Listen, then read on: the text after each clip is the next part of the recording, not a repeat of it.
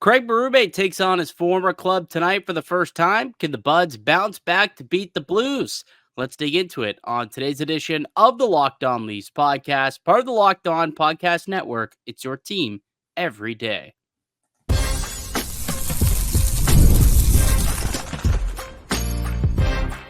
You're Locked On Maple Leafs, your daily podcast on the Toronto Maple Leafs.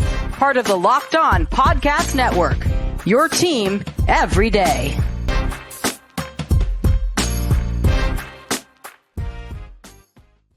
Hello and welcome into the Locked On Leafs podcast, a daily Maple Leafs centric podcast hosted by myself, Mike DiStefano, and my co-host, Dave Morassutti. Today's episode is brought to you by Game Time. Download the Game Time app, create an account, and use the code LOCKEDONNHL for $20 off your first purchase. Looking to go down to the game tonight. Leafs Blues down at Scotiabank Arena.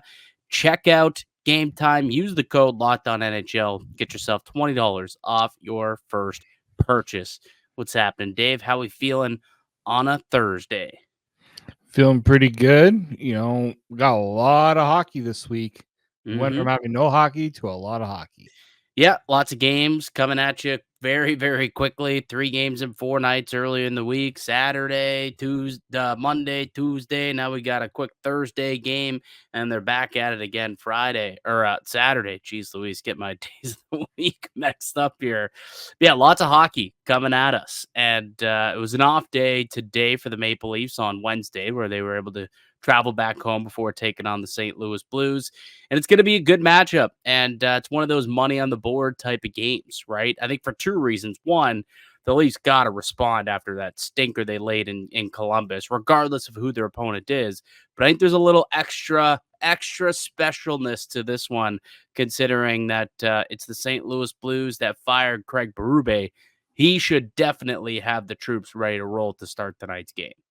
Yeah, I mean, this is an important one, obviously, for Berube, but it's also one for this Leafs team to respond after what happened in the last game and maybe show that, generally an October game against St. Louis Blues doesn't have a lot of cachet behind it normally, but this one here has that extra importance that you're just hoping that they'll come out with a good performance for their coach. So the big question I think we all have going into tonight's game is who's going to be the starter for the Maple Leafs. Actually, the Blues also have question marks in net. It's been a bit of a time split, so we don't know who's going to be in net on either side realistically. But Dave, the indication was that Joseph Woll wasn't going to play, wasn't traveling with the team to Columbus, kept him in Toronto with the anticipation that there would be a chance that he could be ready to go in tonight's game against the St. Louis Blues. My question to you is, Dave, if Joseph Woll is healthy and good to go tonight, does he start the game, or do you go with Anthony Stolarz, who, as of now, has given you the best chance to win on any given night, given how much this game might mean to Berube? I would give it to Stolarz. I think at this point you've waited this long for Woll. What's a couple extra days, and this game has a little more importance, and you don't want Stolarz sitting for too long between games, right? He last played Monday against the Lightning. How much time is too much time off for Stolarz, considering he's in a pretty good rhythm right now? So if you don't give him this game here tonight, you're not going to play him Saturday against Boston, are you? Or I would probably, if Joseph Woll is ready to go, play him against Boston. I know some will see that as, well, wouldn't you give Stolarz that matchup? Yeah, why wouldn't you? Or give him both. You could give him both matchups. You could. I mean, you could just wait. And Woll, it's like, all right, we're just going to wait a few games. Like, Stolarz in a groove where, he's going to play 3 every 4 nights, 3 every 4 games. You got to wait your turn. And maybe, we don't get to see Joseph Woll until, next Monday they play the Kraken. Maybe that's the next game we see Joseph Woll if he doesn't get in tonight. That's possible. It is possible. I mean, eventually there's going to be a back-to-back, not this week, but the following weekend. Mm-hmm. But I think what you do is you give Stolarz the game against the Blues, see how he does. If he plays really well, you roll with him, right? It's kind of one of those things. If he has a bit of an off night, then you can go to Joseph Woll. Like to me, you got to get both goalies going. You can't just keep rolling out Stolarz too much as well, because he's playing well right now, but he's also not played a starter's workload. True. Right. Since his days in the AHL. You have to be That's kind of true. mindful of that. You have to, and with the way that the NHL is now with load management, they're going to want to make sure that Stolarz isn't, they're not throwing him out there this early in the year for all these games. This is true. Although, like, we've spoken to I've spoken to goaltenders before, and they talk about being in rhythm, and sometimes they like getting that strong workload because it Mhm. just keeps them in rhythm. And then if go a spell where you only play once in a week or once in every 6 days because you're taking time off, you're getting nights off, like that would be 2 games. Basically 2 out of 3 games this would end up being, if that were the case, where he gets the night off, or back-to-back games where he would get the night off. That kind of puts Stolarz maybe out of a rhythm, and you don't necessarily want that to be the case with this guy. But I actually think I would play Joseph Woll tonight. I do. I think I'd play Woll tonight if he's healthy and ready to go.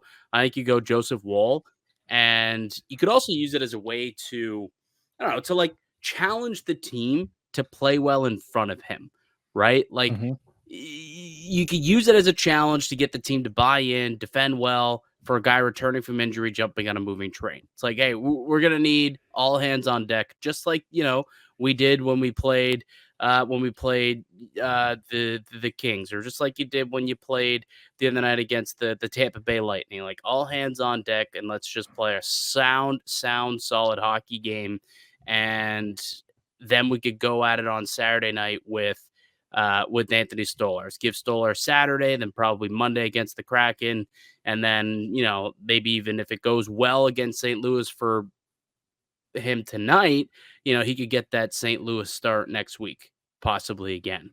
That's one way to look at it. I don't think there's really a right or wrong answer who starts tonight, but if Joseph Woll is ready, you're right. At some point, he does have to go in. I'd probably rather him go in tonight, though, over Saturday, because a game against the Bruins, those 2 points mean a heck of a lot more.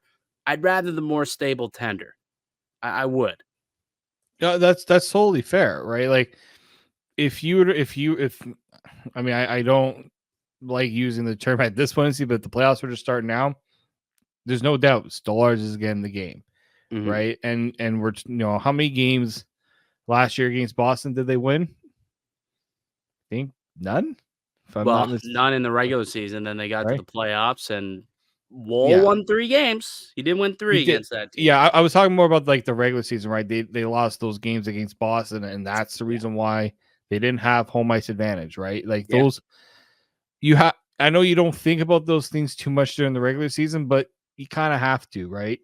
So yeah, I think if Woll's ready to go, and they feel like what, it's time to get him playing. I think you're also going to find out from Stolarz, right? Is he okay if he sits from Monday to Saturday as well? Mhm. Those are kind of things that Well, he's used to that. Realistically, he is true. used to that being a backup, right? For so long. I mean, he's not used to that starter's workload. So, perhaps it's something that he's been comfortable with. He had to do it a lot last year when he was Bobrovsky's backup, and he put up the Yeah. best numbers in the NHL on a per 60 basis. So, it's not something that he's not capable of doing, and something that he's not used to doing either. So it is possible that could end up being the case. So the Maple Leafs coming off that embarrassing loss against Columbus on Tuesday night. The Blues also coming off a loss, a 3-2 loss to the undefeated Winnipeg Jets. Jets team has been unbelievable. They've been real solid to start the year. So both teams looking to get back into the win column. Let's take a look at the team stats for both sides coming into this one. Let's take a look at our game preview for tonight, Dave. Let's pull up the board, and we can take a look at side by side how these two teams shake up, or how they have going into this game. Both sides 4-3 to start the season. Neither side wants to be 500 after tonight, but one will be. 5-on-5 expected goals. The Maple Leafs have been the better team at 52%. They've won 52% of their minutes. The Blues just 49%. Both teams really struggling on the power play. So I think that's a spot tonight where the Maple Leafs should be able to take advantage, because the Blues also a bad penalty kill, just 70% on the penalty kill tonight. So Toronto, if that's the one edge, the advantage you're looking for, I think it's getting that power play cooking, getting it rolling, and you allow yourself to score on the man advantage. And anytime you can have special team success, you give yourself a better chance to win. Toronto, 3.14 goals per game. The Blues 2.71, and the Blues giving up 2.86 goals per game. Toronto giving up 2.71. So the Maple Leafs have pretty much across the board better numbers so far this season than the St. Louis Blues. So on paper, they should win this game. On paper, they are considered the better team. However, as we've come to realize, whenever the Maple Leafs are favored by a lot, that's often times where this team does not end up winning the hockey game. I was talking about this with Ross Levinson on the Locked On NHL show. We do it every Wednesday. We do an Eastern Conference show, and he was poking fun at me. He's also the host of the Locked On Senators, and he's like, is it a statistic, like a legit stat, that the Maple Leafs have more losses when they're favored by FanDuel or whatever sports book, our friends at FanDuel, when they're favored by 200, minus 200 or more? I think the Leafs have the worst record in the NHL.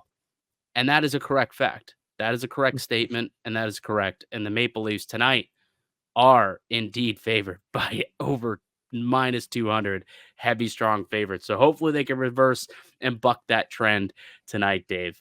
All right. Why don't we take a break, and then we'll look at the projected lineups tonight on both sides and get to the keys to the game. And we got a couple intriguing cosign no signs for y'all. We're bringing it back, a cosign no sign tonight in a little bit. Dave, I'm telling you, mine, it's going to make you LOL, my friend. LOL. So stay tuned to find out what I'm talking about. The Locked On Leafs podcast continues after a quick word from our show sponsors. Today's show is brought to you by Game Time. Game Time is a new feature called Game Time Picks that makes getting tickets to your favorite live events even easier. Game Time Picks filters out the fluff to show you only incredible deals on great seats, so you don't have to waste time searching through thousands of tickets. Game Time Picks curates and makes it easier to save more on sports, concerts, comedy, theater events, wherever you're looking to get tickets to. They've got great panoramic seat views from your seat in the app before you buy it. And they've got the lowest price guarantee, or Game Time will credit you 110% of the difference. Take the guesswork out of buying tickets with Game Time. Download the Game Time app, create an account, use code LOCKEDONNHL for $20 off your first purchase. Heading down to the Leaf game tonight, use the promo code LOCKEDONNHL and get $20 off. Download Game Time today. What time is it? Game Time. Welcome back into the Locked On Leafs podcast. Mike DiStefano and Dave Morassutti with you here on the Locked On Leafs podcast, available wherever you get a podcast, and also up on YouTube each and every day, Monday through Friday. It's all Leafs all the time. Toronto taking on the St. Louis Blues. So it's the first time that Craig Berube will be going up against his former squad. Is there anyone on the other side who you think he will be keenly interested in watching tonight, and just quietly hoping gets a good crunch along the boards? There's one guy in particular who I'm thinking about. Are you thinking of one Jordan Kyrou? I would bet Jordan Kyrou would he might smirk a little if Jordan Kyrou takes a hit. I think if like Revo lines him up and gets him good along the boards, a little open ice check or something from Jake McCabe, I would bet that that would hit a special place in Craig Berube's heart. There wasn't a practice yesterday for the Maple Leafs to see if he plans on making any lineup changes, and there's no current word on Max Pacioretty at the time of the recording. But safe to say, based on what we heard last night, might be a day-to-day situation. So I personally wouldn't expect him in the lineup tonight. What about you? Might be a chance to get Kampf back in there. Yeah, I think it's you're better off probably seeing Kampf coming back, just because it didn't look promising, the update we got after the game. Like, they weren't exactly thinking that he was going to be okay going forward. So I think good chance we'll see David Camp come back. Liljegren? Do we see Liljegren check in for Timmins possibly? You know what? That's not that's not out of the possibility either, because I mean, on the blue line, you can't be like, we got to keep Timmins in. He was so good last game, Yeah, right? Like and I, Timmins I had a don't. couple tough turnovers. I do also wonder, do I at one point see Philip Myers get a game too? Like he's still sitting around, and no one really, like, again, like Simon Benoit hasn't exactly been stellar, right? It's been He's fine. had a few shaky games, I would say. Like, But I think everyone else is a right shot. Like Phil Myers is a right shot, if I'm not mistaken, I believe. I think actually you're right. So I mean, look, it could be Liljegren first in the rotation, could be Myers. I think you gotta. I like to see Myers get a shot. I saw him during the preseason. He looked pretty Big decent. boy. Like, Big boy. right, like they like to have those big bodies in the Yeah. lineup. We're only a couple of weeks away from the return or the availability at least. Mhm. They'll be eligible to return. Hakanpää, Yarncroc, and Dewar will all be eligible to come off of IR. I think on Halloween night, I believe, or no, November 2nd. On Yeah. November 2nd, which is next Saturday against the St. Louis Blues. Funny enough. So only like one more week, basically, for those Maple Leafs to face that roster crunch. Got to kind of see what you got in some of these guys, right? So, especially like a Phil Myers, who, if you're bringing in Hakanpää, he's probably the one who's going down, I would imagine. So, unless they figure out a trade, and again, maybe a showcase game for a guy like Timothy Liljegren to facilitate a trade prior to this impending roster crunch. But let's take a look at what the projected lineup will be going into tonight for your Toronto Maple Leafs. Look at that, Dave. We got we got some new production here. We're getting high tech new production here. The game day lines for your Toronto Maple Leafs. We project things to pretty well be the same as they were. Matthews will be with Nyes and Marner, Domi with Nylander and McMahon, Tavares down the middle, third line center, slide Robertson to the left side, Holmberg probably moving back up onto the third line with Pacioretty out. He'll be a third line winger, and then Lorentz Camp draws back in at 4C along with Ryan Reeves. And Dave, what are we looking at for the blue line? Well, obviously, unless they make any changes, which we're not really expecting, you got Morgan Rielly with Chris Tanev. Oliver Ekman-Larsson looking to probably bounce back from one of his worst games since he joined the Leafs with Jake McCabe. Then you got Simon Benoit, and what we expect, Connor Timmins, could be Timothy Liljegren, could be anyone. Likely we'll see how that shakes up at the morning skate, but that's what we're going to go with based on what we've seen from the other games. Yeah. And then who's starting in net? Well, we'll find out at the morning skate also, whoever ends up being the goaltender in the starter's net. But could potentially be Joseph Woll. Could be the return of Woll, who isn't like he grew up a St. Louis guy. So there's that little connection there with Woll and St. Louis. And I heard people talking about that being a reason for why maybe they should start Joseph Woll. And in my head, I'm like, but it's a home game. Like, if it was a road game and he's in St. Louis and he's got friends and fans, okay, maybe I could get behind that comparison. Like next weekend, all right, maybe that's when you give Woll that start. But like, why does it matter that it's the Blues if they're playing in Toronto? I didn't understand people trying to make that comparison and try and connect those dots. That it's got to be Woll tonight because it's his hometown team. I don't really understand that one. No, that doesn't make sense. Like, you're Yeah. right. If it's in St. Louis, that's a different story. Like I never really get some of those ones where like, it's his hometown team. I'm like, okay, he's not playing for that team and he's not in that town. It makes no difference. Yeah. All right, let's take a look at who they'll be facing tonight. The St. Louis Blues lineup. Now, Robert Thomas is not in the lineup. He's going to miss the next 6 weeks. Well, plus probably he'll be reevaluated in 6 weeks with an ankle fracture that he suffered earlier in the week. So no Robert Thomas, which is a massive loss for this team he is their top producer. So Braden Shen slots into the middle as the first line center. He'll have Brendan Saad and Jake Neighbors on his wings. You got Bushnevich moving into the middle here, which is great for my fantasy team. Let me tell you, when you got a winger who takes faceoffs, that is terrific when you're in a categories league for fantasy. So Bushnevich moves to 2C with Cairo and Alex Texier as his wingers. You've got Dylan Holloway, former Edmonton Oiler, with Matthew Joseph and Bolduc. Toropchenko with Foxa and Kapanen as the fourth line, and break down the defense for us, Dave. Yep, you got the trusty veteran Ryan Suter. Some people might not even realize he's on the St. Louis Blues, but he is indeed on the St. Louis Blues. I did forget until I put together this board. I will be completely He's going to be honest. with he's going to be with Colton Parayko, and then Philip Broberg, who's been a nice little addition, obviously with the dual offer sheet signings from the offseason. He's looked pretty good with the Blues on their power play.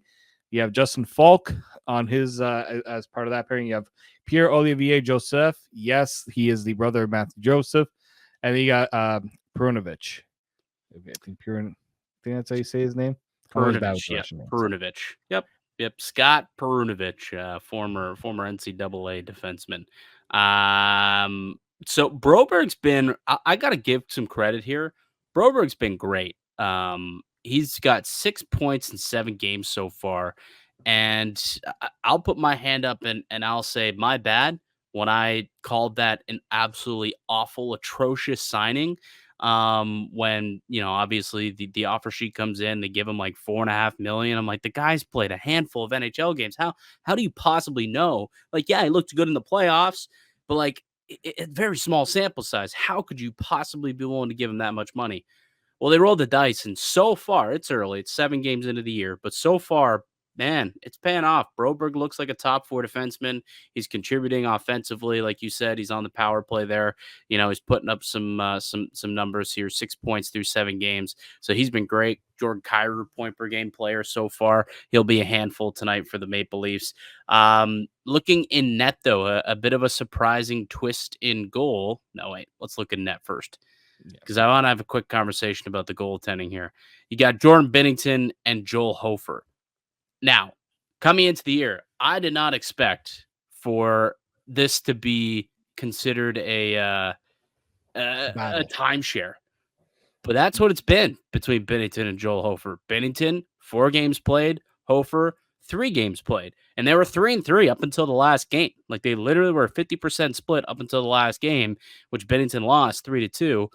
And Hofer's been the better goalie of the two, right? Bennington's got an .891 save percentage and a .301 goals against in his 4 starts. Joel Hofer, .232 goals against and a .932 save percentage in his 3 starts. So Joel Hofer's been the better player.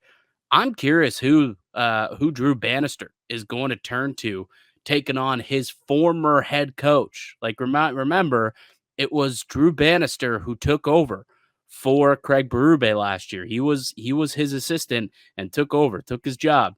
So that this game's going to mean a lot to him, right? Wants to beat his former. I don't even what's the opposite of a protege? Because I guess Bannister would be like, mentor. That's it. That's the word I was looking for. Kind of beat his mentor, possibly. And picking the right goalie is going to have to go a long way against a team like Toronto, who can put pucks in the back of the net. I'll be curious to see who ends up starting between the pipes for the Blues tonight. Yeah, it will be interesting for sure. And like last year, we saw Hofer kind of take a few starts from Bennington, but we still see Bennington as like their number one. There were maybe some rumblings, maybe they would try to move on from Bennington if they felt that Hofer was the right guy, and if they wanted to accelerate the rebuild a little bit. Well, I mean, with the way that Armstrong has been dealing here, he doesn't want to do a full-out rebuild. Maybe a bit of a retool, if anything. But, with Bennington, you don't need to – I mean, at this rate, you're going to go with the hot hand at times. But, yeah, it's interesting. I don't think Bennington would have ever expected to be in a time – there was a Ville Husso a few years ago. Jake Allen, right? But I think Bennington has found ways to win those battles, right, for the crease. But I mean, Hofer's giving a run for his money right now. Bennington last year, towards the end of the season, did put forward like a Vesna-esque campaign. He had a great season last year in terms of like goals saved above expected and whatnot. The underlying numbers were great. Hofer played well too, but so far earlier in the year, Hofer's been the better tendy. But I bought this over the weekend. Nice little Jordan Bennington autograph card.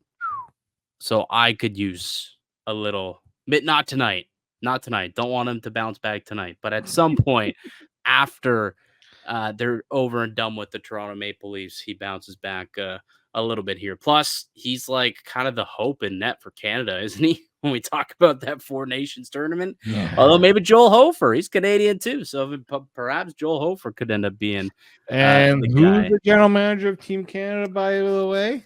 I believe it would be Dougie Armstrong, the general manager of the St. Louis Blues, if I'm not mistaken. Yeah. All right, let's take a look at the keys to the game quickly before we wrap things up and play some Cosign No Sign. Keys to the game tonight, Dave. Start on time.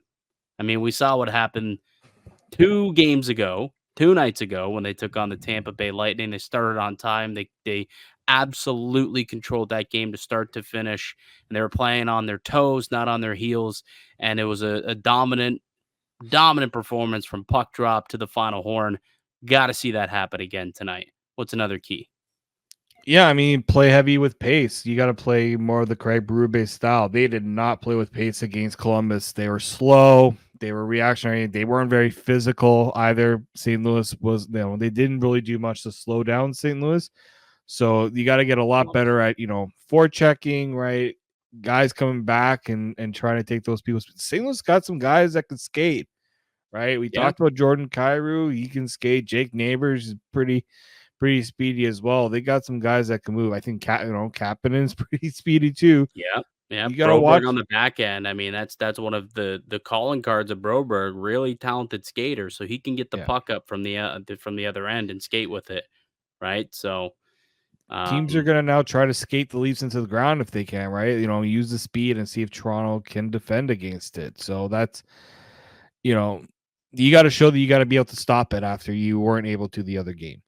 Yeah, and the way to stop it is to get your sticks in lanes, knock the puck off, clog the neutral zone. Don't allow them to develop that speed, right? Make it tough, close on them quickly, and they should be fine. And then finally win the special teams battle, right? We talked about a little bit earlier, the Blues struggling on the power play and struggling even more on the penalty kill. Toronto's had a really good penalty kill so far this year. The power play we know has struggled, but this is a good night for them to kind of buck that trend and maybe get a power play goal or two to give them the edge tonight. I think that will go a long way to getting the victory and moving this team along to a 5-3 record and getting the dub for old coach Chief, as they call him. I think it would be a special victory for him tonight if they can get it done. It would be. I mean, it also would just, there's been a lot of talk about what this game showed about the Leafs, right? Are they a team that's going to, revert back to some of their old ways? Or are they going to show that this team is different? We've had some very opinions that on that the last couple days since the loss. All right. Well, we'll see what happens tonight. Let's kind of close the book on the game. Should be a fun one. On the other side, little Cosign No Sign coming at you. That's coming up next here on the Locked On Leafs podcast, part of the Locked On Podcast Network. It's your team every day. Today's episode is brought to you by Prize Picks. You can now win up to 100 times your money on Prize Picks with as little as 4 correct picks. Prize Picks is the only real money daily fantasy platform with an injury insurance policy so your lineups stay in play even if one of your players gets injured. If your player leaves in the first half and doesn't return, Prize Picks keeps your lineup live. Prize Picks puts its members first, so all withdrawals are fast, safe, and secure. When my picks hit, I can get my money in as quick as 15 minutes. So sign up today and get $50 instantly when you play $5. You don't even need to win to receive the $50 bonus. It's guaranteed. Prize Picks is the best way to win real money this season. Which players are going off, which ones aren't. Make your picks in less than 60 seconds and turn your sports opinions into real money all season long on Prize Picks. Download the app today and use the code LOCKEDONNHL to get $50 instantly after you play your first $5 lineup. Prize Picks, run your game. And today's show is also brought to you by our friends at FanDuel. Hey, NHL fans, you can start the season with a big return on FanDuel. It's America's #1 sports book. So when you get a hunch in the middle of a game, you can check out the latest stats, view live play-by-play, and so much more on the same page where you get your bets. You could get started with $200 in bonus bets guaranteed when you place your first $5 bet. You can place that wager over on FanDuel.com. Welcome back into the Locked On Leafs podcast. Mike DiStefano, Dave Morassutti with you as we are each and every weekday, Monday through Friday on the Locked On Leafs podcast, available wherever you can get a podcast and also up on YouTube. Just want to thank our everydayers, Dave, people who come and listen to every show, whether it's downloaded on the audio form or watching us on YouTube. I've had a few people come up to me when I'm at those card shows saying, hey, big fan of the Locked On Leafs podcast. So appreciate to you guys, the everydayers out there. Keep listening, keep subscribing, and tell your friends, tell your family. It'd be greatly appreciated. For those who are everydayers, you've probably heard this segment. It's called Cosign No Sign. For those who are new, this is how it works. Dave and I will make statements to each other. If we agree with the statement, we'll co-sign it and explain why. If we disagree, we will no sign it and continue to explain why. We've got one Leaf in the chamber. We got one league-wide in the chamber as well. Dave, you start first. Give me your Leaf cosign, no sign. All right. With the Utah Hockey Club experiencing some pretty long-term injuries on the blue line, it's time to serve up Timothy Liljegren on a platter to see what Utah will offer. Cosign. Yes, they should certainly be making the call. Should absolutely be picking up the phone and calling Bill Armstrong and saying, hey, you want a Timothy Liljegren? You want an NHL body? Because you had to call up a couple of guys from the minor leagues, and they're not getting it done for you. You just got dummied 4-0 by the Ottawa Senators. You need some defense back there. We can offer up Timothy Liljegren, all right? He may not have, the star-studded resume of some others, but he's still a quality NHL defenseman who could play on your third pair. I think that he's perfectly suitable for your franchise. He's not going to cost a whole lot. To be honest with you, he might even be willing to add a pick for you to take on that full freight. I don't know. But yes, cosign, absolutely. I'd be making that phone call to Utah, trying to unload that Timothy Liljegren contract. I am curious, though, if you believe that, Liljegren is at a point where he no longer has value. And in fact, you might have to add a sweetener for a team to take on that contract. Because remember, it's not just for this year. It's a $3 million cap hit for next season as well. I don't know if you have to, it depends on the team. It depends on how close you get to that day where you are going to have to look at activating a bunch of guys off of LTIR, right? Well, they will, right? Like those guys who are injured, like they do plan on coming back. No one was out for the year, I don't believe. No. So at some point they will need to have that cap space and roster spots, right? Right. So that's the part where I'm like, I don't know how long you can continue with Liljegren being in the press box. If that's truly where Berube sees him, and I'm sure, they would love for the team to get him back in the lineup and show what he could do so that teams aren't going to be like, I don't know if we're going to pay a full flight for Timothy Liljegren right now. I'm sure there's a little bit of that going on, but Utah is in a situation where, I was talking about, like, Sean Durzi, he had surgery on his right shoulder, expected to be out 4 to 6 months. John Marino, lower back, 3 to 4 months. Mm-hmm. Both those guys, if I'm not mistaken, are both right shot. They would have been your first and second pairing defensemen. Like, you don't have guys in your system that can replace them. Like, you have to. And Utah's not a team that's okay, it's not our year. We're gonna regroup for next year. I don't know if you've met this owner in Utah. Yeah, he's ready to make that leap. He wants to bring playoff hockey to Utah. He does. They want to be one of those teams that hits the ground running. Like, they had a lot of good players on this team from what Arizona had put together. They just can't afford to have a down year because they weren't willing to trade, a few picks to go and address the blue line in some way. And they got picks. I understand you can't just throw away draft picks, but those draft picks aren't helping you if you're not moving them to help your team right now. Right. I don't see Liljegren having value around the league, though, to be completely honest. Mhm. Like, I mean, what are we talking? A fifth, sixth round pick, maybe? Like, I don't think we're talking a second or a third. Like, that's no. I don't think that's you're past that point. If he was playing every day, then you can have that conversation. He's not good enough to play every day. Let's put it this way. Team. If there's been a phone call in the last 2 weeks where anything better than a fourth round pick was on the table, I can almost guarantee that Tree Living would have absolutely pulled the trigger on that deal. So there's no picks coming in the top 3 rounds. I can assure you that.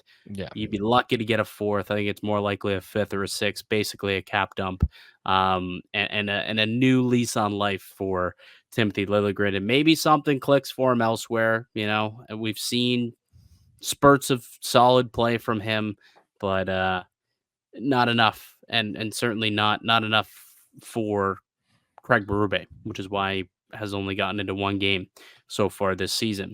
All right, I'm actually going to skip my Leaf one because we're running out of time, and I really just wanted to do this one instead.